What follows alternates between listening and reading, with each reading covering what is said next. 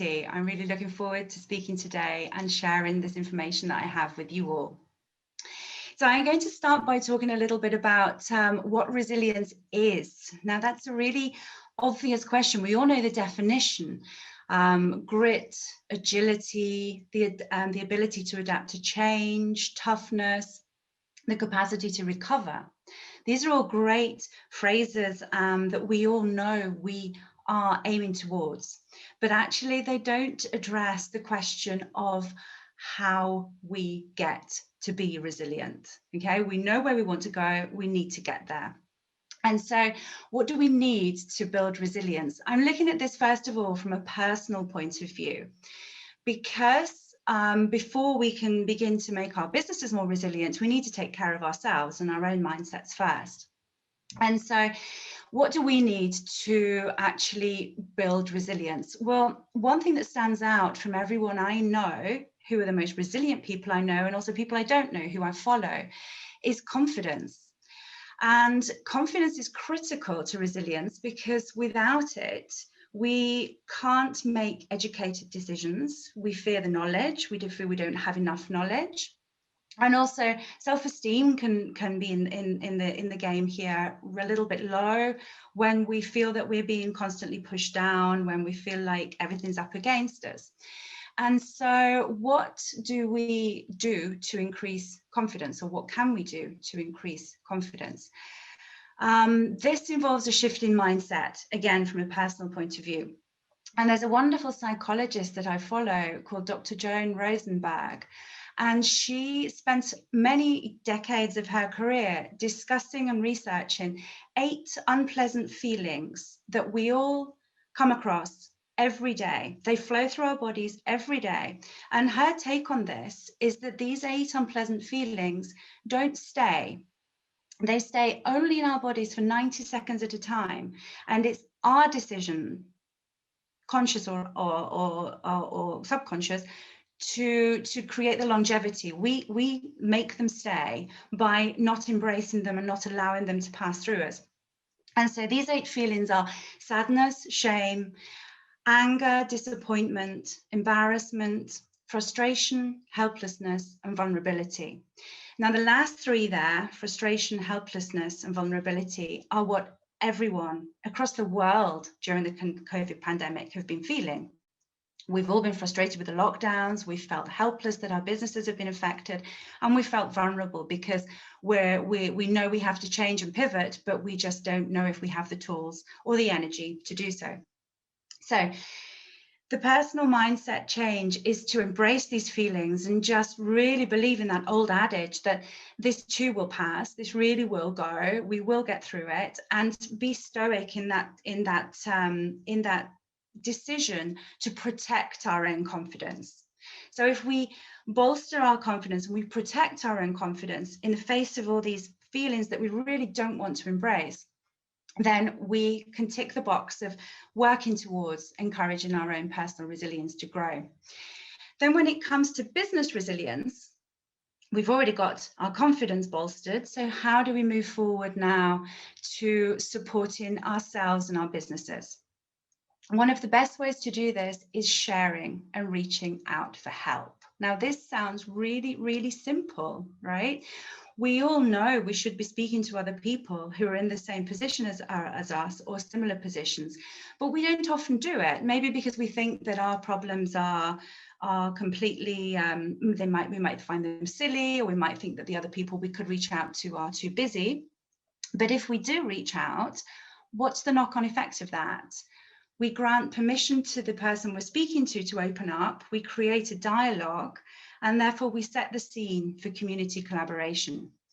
Once you make that decision, one person on your street, in your village, in your community makes that decision to say, why don't we work together on something to create a better end product, destination, whatever it is that's the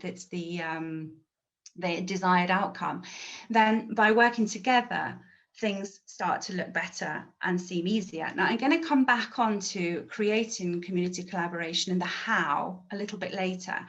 But first of all, I just want to talk about the opportunity that we have, the unifying element that today is COVID. because tomorrow it will be something else. Now, the something else is perhaps a little bit scary, and we all know that climate change has existed, biodiversity issues have existed for quite some time, and we've been talking about it for a long time. And Greta Thunberg and the Extinction Rebellion and David Attenborough and all these people who have been raising awareness over these issues they existed before COVID. But what COVID did was, going back to that vulnerability, they made us realize that when things are not good, we have to make a change. And so if it's not COVID, which actually we can shelter from by isolating, the bigger climate change and biodiversity loss, we actually can't. And so we know this is kind of impulsed us to start to make changes now. So this is also a really great opportunity. So looking at that from a business perspective, I have come across a few people in the consultancy that I'm working on who are a little disgruntled and a little lacking energy, and actually a little upset about having to put in all this work to create a new pivot within the business, to build back better, to build back different. And putting that in perspective of the tourism industry, that could be, for example, being forced to pivot towards a national market. Yes, it requires energy. Yes, it requires a different set of marketing skills, a different skill set completely. But it's not just a band-aid. It's not just something to get us through COVID. And I think that's really important to realize, that this is not just something that we're doing in the short term to get through COVID. By creating a stronger business, a more resilient business now, because of COVID, we actually create businesses that will be more sustainable in the future when we face other challenges. Okay, and it's highly likely we will face other challenges. And so by strengthening our businesses through the challenges we're facing right now, we're actually giving ourselves a better chance in the future. And so just for a second, I want to talk about the experience I had with a couple of events that Natalia already mentioned. As you just heard, I spent a long time living in Chile. And I set up a hostel in a wonderful place in southern Chile. It's the adventure tourism capital of Chile. There is absolutely nothing in terms of adventure that you cannot do there. It's a wonderful place. And it's seated 19 kilometers from the base of a live volcano, a very live volcano. Quite a lot of people did say, why are you doing this, when I first did it? But there you go, I did it anyway. In 2010, as Natalia already said, I already had my hostel by then. I was in the middle of my master's, which I had decided to do because we were having some issues with over-tourism in the destination. So I thought through doing this study, I could help the community to start to move forward with better strategies to combat the over-tourism that was beginning to affect the area. So the 2010 earthquake hit. And what happened overnight? 0 international reservations. Everything was cancelled, no flights, no travel, nothing could come into the area. And so for the foreseeable future, in a town that was completely reliant, and still is completely reliant on tourism, everything collapsed. And then 2015, you would think a lot of people would have moved out of the area, but no, we didn't. A lot of us stayed there. 2015, the volcano erupted.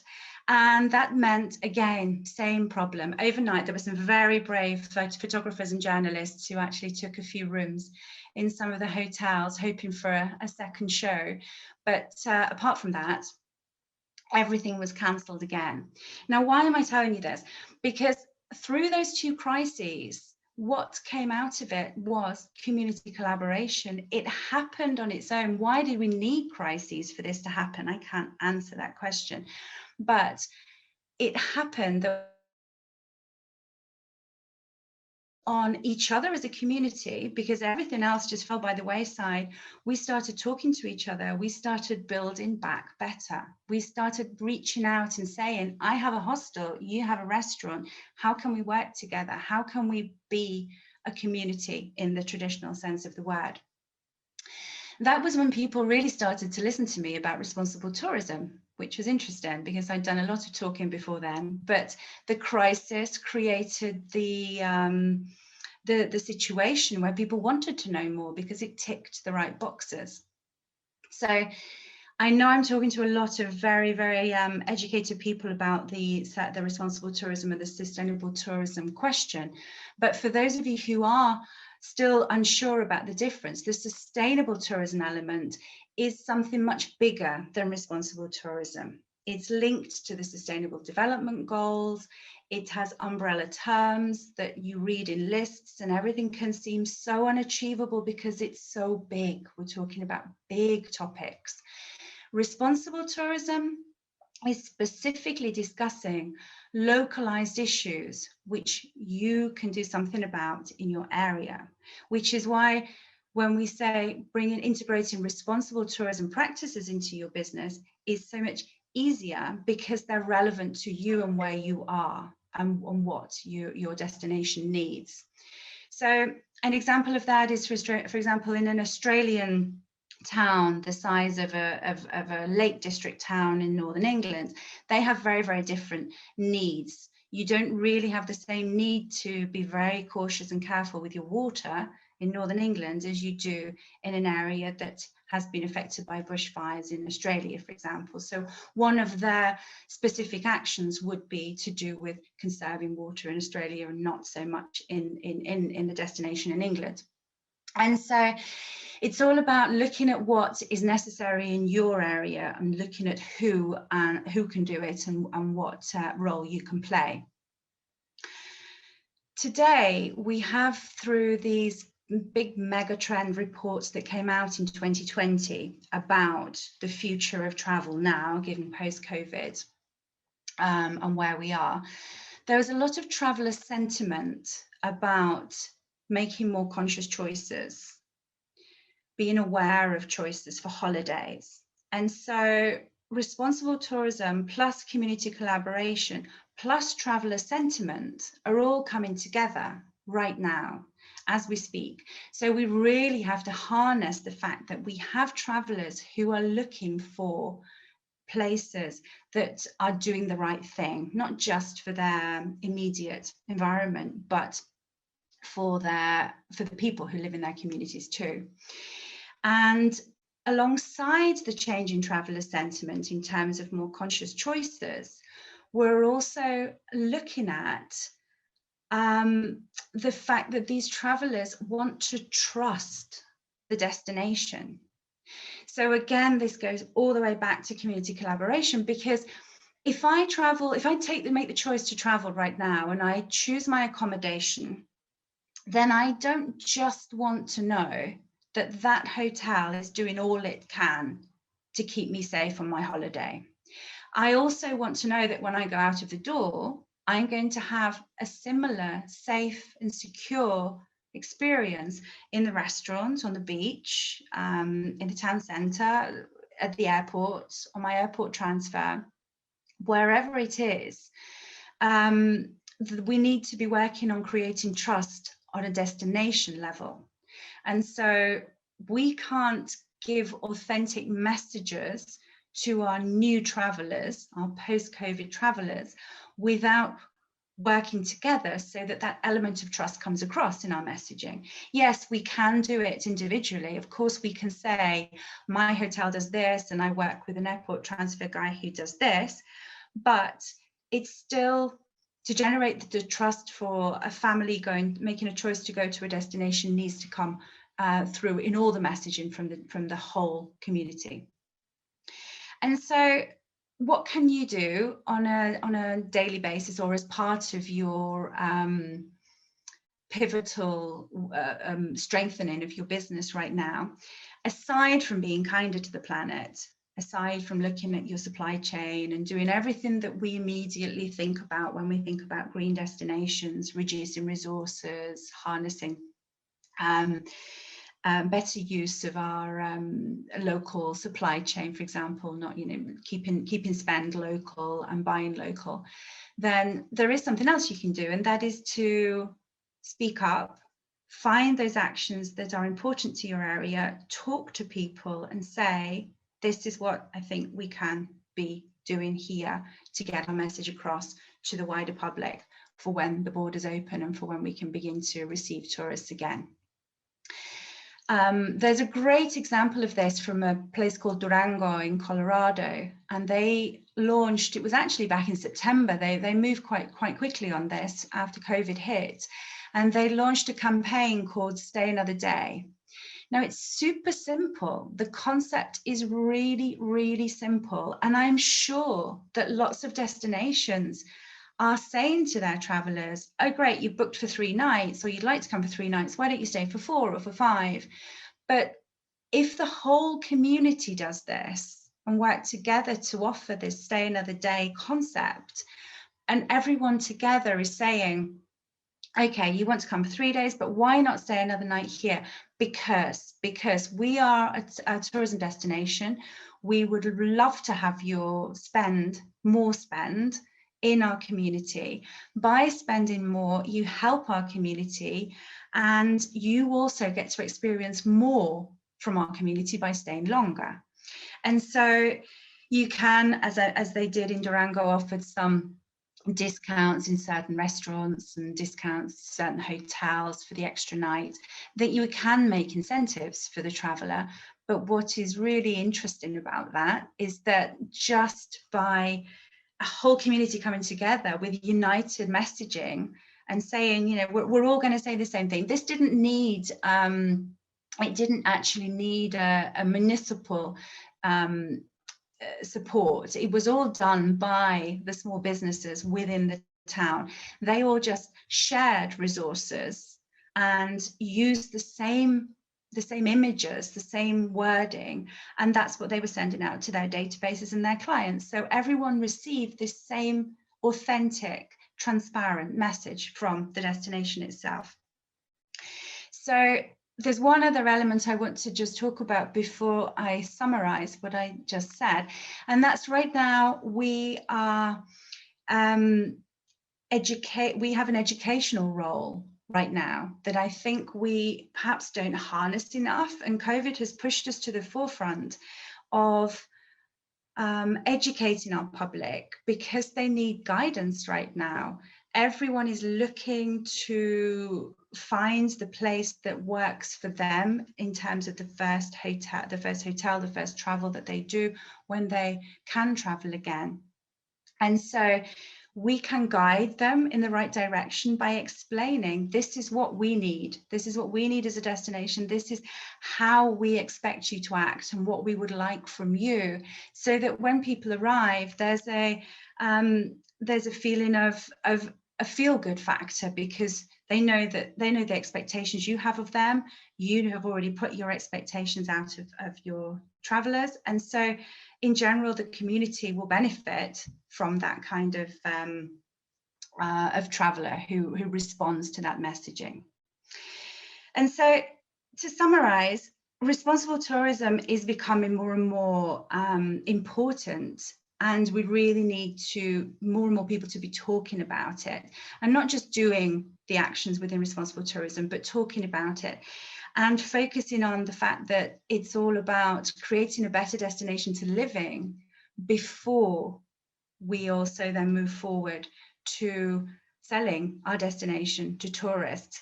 You cannot fake happiness. You cannot fake contentment.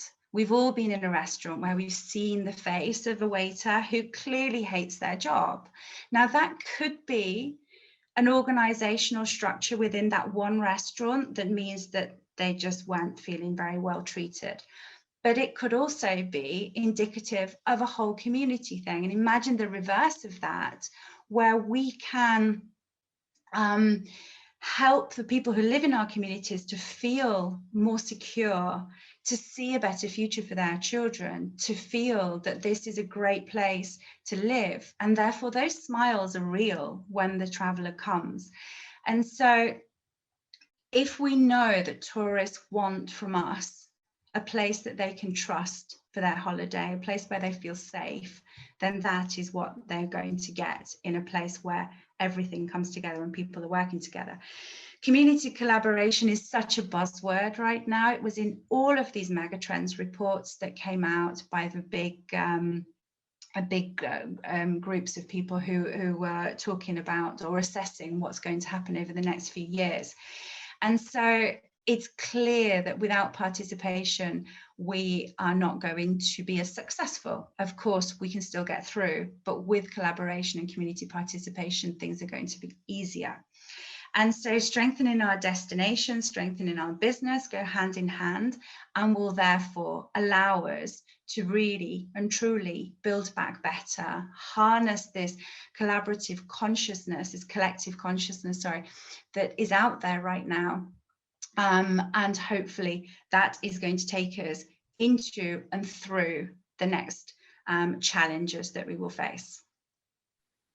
Wow, Sarah, that's so many absolute gems throughout your discussion, and that term "build back better." You know, we're sitting in a situation at the moment where your back's to the wall, so it's so difficult for you to even see your way out of this particular scenario. Never mind the fact that you're building back better so that you can survive the next scenario, the next thing that's going to get thrown at you. And we have 70 people who are on this call now, and you spoke so eloquently about a community coming together, working together to put out a very customer-centric message. And I feel we do collaborate as a community, but perhaps as somebody who's not part of this specific community, what are some of the key suggestions that you would have for us to use the community that we've got currently and to start amplifying that customer-centric, authentic message that people are looking for?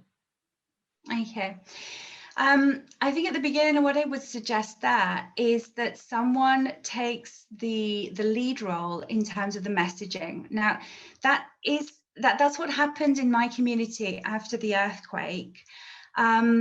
It was quite difficult for the trust to actually begin amongst the business owners, because in this destination, there was quite a lot of, I'm in it for myself. And this is mainly because this destination had a very, very short season. And so the high season was very short. Everyone was in it to make as much as possible. And that tends not to lead to a very healthy working partnerships. And so after the earthquake, one of the things that happened was that myself and a group of about 4 of us said, if we want to begin to get people back, we have to get this messaging out there. And so if everybody talks in the same way and uses the same images, then we will sound like we are working together. Essentially, it's what we were doing. That's what we wanted to do. And that works. So I think one of the first ways to go is to decide who can actually move forward with the creation of that imagery and that messaging. Go around and speak to people, see if they're willing to participate in this. Just say, this is what we're doing. Do you want to put this same messaging out there? Because the more of us that do it, the better effect it's going to have. And it worked for us in the earthquake. It worked after the volcanic eruption. And so that, I think, would be my main starting point, is to have someone working on some imagery with messaging. As someone who's not in South Africa at the moment, and we know that so many destinations are going to be vying for the traveler to return. We're not unique. South Africa is not unique in the fact that we've been closed, and now that we have borders open, we don't have people coming because of the regulations elsewhere in the world. To stand out when so many different destinations are doing what the Durango's destination did and pooling their resources together. I mean, you mentioned not waiting for government to get involved or for the municipality to get involved. Is that something in your view that costs a lot of money? Is it just goodwill, people leaning in and putting their heads together? Yeah, I mean, it would be wonderful if we could all rely on the municipalities and the governments, or the regional governments, and that would be obviously the best place to start because they have some funding there. But in my experience, now this could have been a South American issue, but there was so much red tape to even get through. Having a piece of marketing communication, to get the thumbs up to a piece of marketing communication, that we needed to move faster than that. We really did. And so actually the biggest input was time. It was time to go out to these people and in my community with my group of people that we decided to do this with, and say, this is what we want to do. Creating the imagery, creating the messaging, it was fast, and we were going to be doing it for our own businesses anyway. And so it was the time element of trying to get other people on board that worked for us. And I guess that was the biggest input. But yeah, there will be some cost, but mainly in time, I would say, because anyone who has a business who is willing to do this to support or improve a destination is going to be doing it for their own business anyway. So. And how quickly did it take you from inception to actually start rolling stuff out? Was it quite, you said you were quite agile, so how fast was that whole process? Yeah, it was a week. I think it literally was. Yeah, I mean, I was already sending out. Most people were sending in the earthquake. Most people were sending information out to databases anyway, because we were getting a lot of questions as to whether we were okay.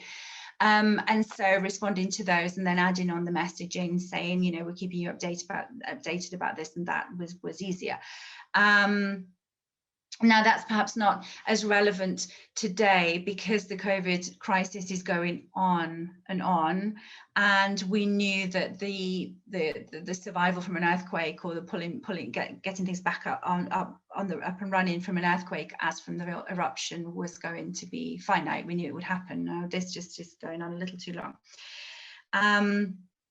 and so yeah, I think there is no rush to do this. As for standing out, as you just mentioned before, yes, everybody's going to be doing the same thing and looking at ways to market, but that goes right back to understanding your customer.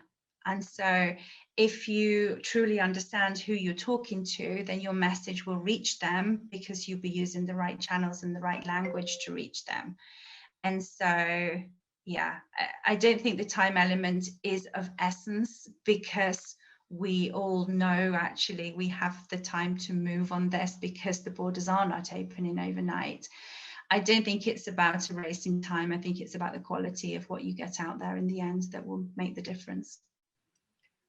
Robin, would you be comfortable unmuting yourself and just asking Sarah your question directly? Sure. Sarah, yeah, I was just curious in terms of how big the population was in the town that you were in. I'm just trying to kind of see in terms of, 5 million in Cape Town versus the size of your population community that you were in, and how that can roll out. Yeah, sure. The community itself is about 32,000. And so that was the one that was affected directly by the volcanic eruption. In the earthquake, that affected the central south of Chile because it was such a large earthquake. And so that would have probably, the population of Chile is 70 million. Yeah, that would be a good 4 million people, I would say, in that area. Yeah. Thanks. Thanks, Robin.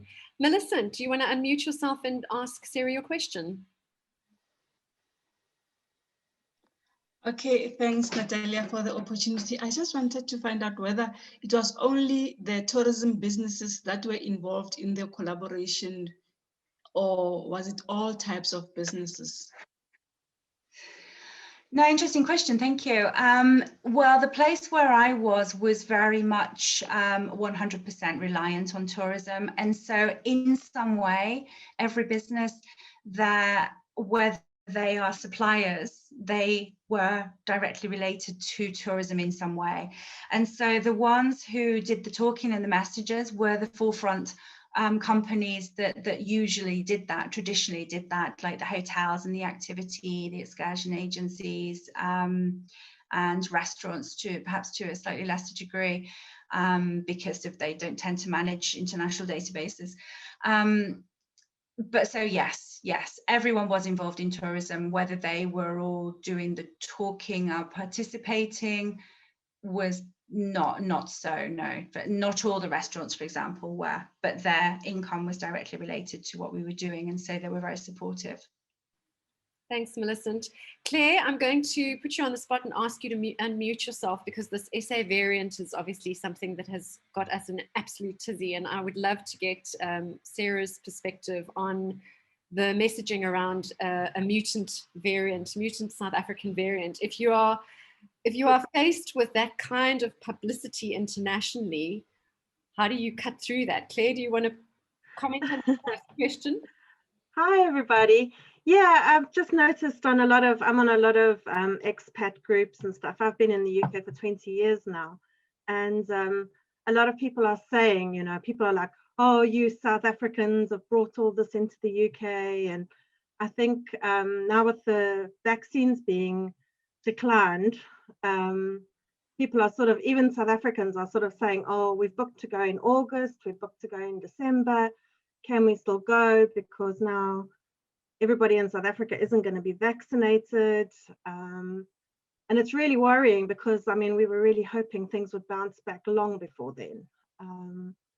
So I think we need to be putting out some really positive messages once things start picking up again. Because I think otherwise people are just going to bounce their trips to next year or the year after and or pick somewhere else to go. I think a really important thing to mention there in terms of the governmental, what the governments are asking for to be able to travel to a certain destination, that should also be reflected in our messaging. Now, I'm not saying we need to write that messaging. I'm just saying that if somebody is looking for information, they're no longer just looking at whether the pool is heated. They actually want to know what sort of restrictions there are in terms of vaccinations, and what's required to come to your destination now. And so one thing that I'm working with a lot of my clients is to get them to have a COVID facts, frequently asked questions, on their website. Very simple, and I know a lot of people did it, but is there a question in there that says, do I need to be vaccinated? What do I need to show? Do I need a COVID test 72 hours before?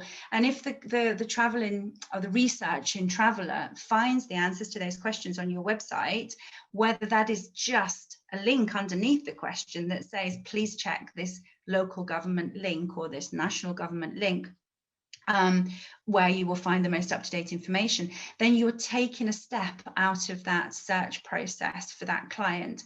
And that, I believe, adds to the strength, the trust, and the authenticity of the information that we're getting out there. Thank you so much, Sarah. That was absolutely fascinating, and I really, really appreciate all the practical advice that you've given us, and also reiterating something we actually know, but we're not very good at doing, and that is coming together as a community and singing off the same hymn sheet. We say it, we know it. There are 70 people on this call. That's 70 people who could say the same thing, essentially. And it's not difficult. As you say, we probably just need to have a few people at the front of the race who are leading, and get everyone behind running the same marathon instead of going off in a million different directions. So thank you so much for your time this evening. And what I want to do is to ask Robin if he wouldn't mind unmuting himself, because Robin came forward to our call when we put out the call for someone to nominate someone who's given them a hand up or has built a community, as Sarah so eloquently spoken to us about. And Robin was one of the first people, and actually not the only person, to nominate this particular person, I'll have you know, Robin. So clearly she's a popular lady. But I wanted to just reach out to you and ask you, what is your relation to this person, and why is it that you felt so inspired to nominate them as someone who lifts others? Yeah, thanks. I'm sure this person needs no introduction. It's Pam. He's in the room. And Pam Pam, we've been working with Pam even before COVID for many years. And if you don't know, she runs Cape Fusion Tours, which specializes in culinary tours of Cape Town and the surrounds. Not only that, but that's what kind of her speciality.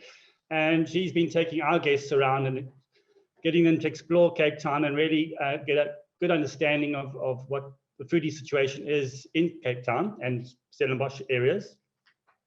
So we love Pam even then.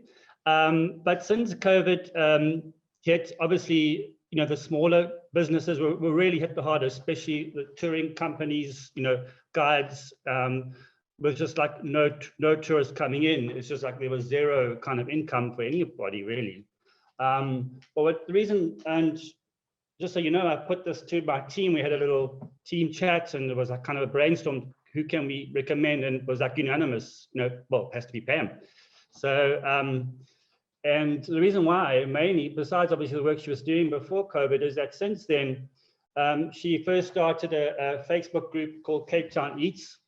And it was really sort of her time and volunteering her time to allow people to kind of advertise their wares. And as you know, a lot of people who have lost their jobs in tourism have started up making cakes and chutneys and jams and breads and chocolateries and you name it, everyone's making it. And this was a platform that you could sort of advertise yourself free of charge. So, and it's grown. I don't know, Pam, you would know the stats, but it's absolutely amazing how it's grown and the community that it's established. And I am on other foodie Facebook groups. And I have to say, the spirit is amazing. The positiveness and no bitching and backbiting and fighting. It's just all positive. So hats off to that. That's an achievement all on its own.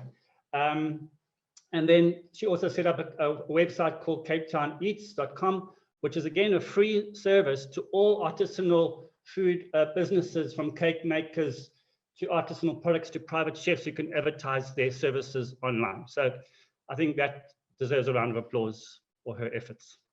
Thank you. Does indeed. And Robin, thank you so much for nominating Pam. Pam, I had the privilege of speaking to you for the very first time in my life yesterday, and I walked away with the word cheerleader. And oh my goodness, if ever there was a cheerleader, it is you. Tell us a little bit about what it is that you've done to receive this praise. Hi, everybody. Yeah, it's great to be on here. Thanks for the nomination, Robin. Yeah, basically, I think it was unprecedented times, as everybody knows. And a lot of people out there didn't have a platform to get their products out there, the knowledge to connect with foodies. And so as a result, the combination of doing the website and particularly the Cape Town Eats Facebook group, it's just reached 13,000 people, my little lockdown baby from pretty much April. So it was, the whole idea was to create a positive platform, a community where people could share what they were doing, and also, yeah, basically keep it free, because everybody is completely financially constrained. So giving them a space, giving them some mentorship and trying to help people connect. When we look at what has happened over this time, I think it gave us a lot of time to reflect. And so I call it conscious shopping. Supporting your community is exactly what everyone wants to do. And so, yep, very, very simply, it created a platform where I could be the cheerleader and try and support and try and share the information. We've been very, very, very blessed because a lot of people with the same community spirit came on. So we've got a combination of everything from the chefs to the restaurants through to conscious shoppers, people who are complete foodies. And that's created a very, very powerful platform because people want to leave their footprint. They want to support people in their area. In Sea Point, guys want to support the Sea Point people. And so we've seen huge impact in terms of people, if they put the right messaging out there, people's almost stampede into their business. So it's just been, yeah, really fulfilling to be able to do something to harness the food community together. It was very interesting in the beginning of lockdown to realize that most of the chefs had never connected with each other. They didn't have time. So it was through the soup kitchens that they all started to meet each other. And that was kind of a seed in terms of forming a community. and now they're all working very closely together and collaborating and sharing ideas. So it's been phenomenal to see how I could help the food industry. Just wish, yeah, could come up with the same idea to get tourists in. That would be good. Thank you for having me on. Something in Joburg, Pam. Leza said, can you not start the same thing in Joburg, or do you want to keep it all to yourself in Cape Town? The problem is I think by being a cheerleader down here, it adds to the group a lot because I'm part of this community. So the endorsements of if I'm showing a product or I'm going to a restaurant, it adds to the credibility of the entire thing because this is my tribe, this is my family. So with Joburg, I'm too far away. We need somebody to start it in Joburg and to harness it. So we need a fellow foodie that end. Well, we'll need to find you one so that you can train them up so that they do the same thing in Johannesburg. Absolutely. For those of you that are wanting to find out a little bit more about what Pam has done, and maybe you're inspired to pay it forward and do the same wherever it is that you're from, I'm sure Durban likes to eat as well. It's capetowneats.com, and there's also a really great Facebook group, Cape Town Eats. It's in the chat. Go have a squiz, join the group if you're a Cape Townian. If you're not a Cape Townian, find a Joburg chef or a KZN chef or someone who's a foodie to run it, so that we're building communities in those spaces as well. And to Robin for taking the 10 minutes out to nominate Pam. We appreciate you. Thank you so much. And for Pam for hopping on and doing something so incredible for her community without expecting anything. Not even admiration, our deepest admiration for you. So thank you very much. And if you do want to nominate somebody as someone who has been pivotal in your journey, not just in times of COVID, but in your life, in the tourism industry, this is about us raising those champions that lift others. This is about us saying thank you for what it is that they've done and reminding our community that we can all play some role in someone's life, even if it's a small role. So please do send us your nominations to info@traveltosouthafrica.org. We're featuring 21 people. I'd actually love to feature more, so we'd love to hear from you. Thanks for joining us this evening. And Sarah, once again, you're a rock star. Thank you so much for joining us and sharing your tips of resilience. I'm feeling very uplifted, so thank you for that. Have a great week, guys. Lovely to see you on Tourism Tuesday, and we'll see you in 2 weeks' time. Goodbye, everyone. Cheers.